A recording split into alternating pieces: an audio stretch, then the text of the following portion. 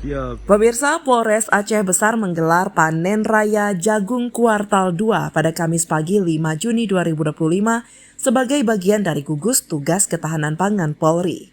Kegiatan ini turut mengikuti seremoni virtual nasional yang dipusatkan di Kalimantan Barat dan dihadiri oleh Presiden Republik Indonesia, Jenderal TNI Purnawirawan Prabowo Subianto, Kapolri Jenderal Polisi Listio Sigit Prabowo, Panglima TNI, serta sejumlah menteri.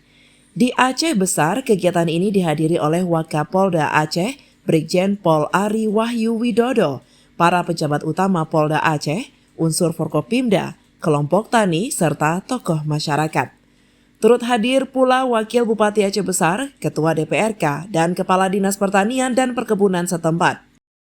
Kapolres Aceh Besar AKBP Sujoko menyampaikan bahwa panen raya ini merupakan wujud nyata kontribusi Polri dalam mendukung swasembada pangan dan meningkatkan kesejahteraan petani. Program ini menjadi bagian dari strategi berkelanjutan dalam menjaga stabilitas pangan nasional. Melalui panen raya ini diharapkan semangat kemandirian pangan dapat terus tumbuh, khususnya di wilayah Aceh Besar.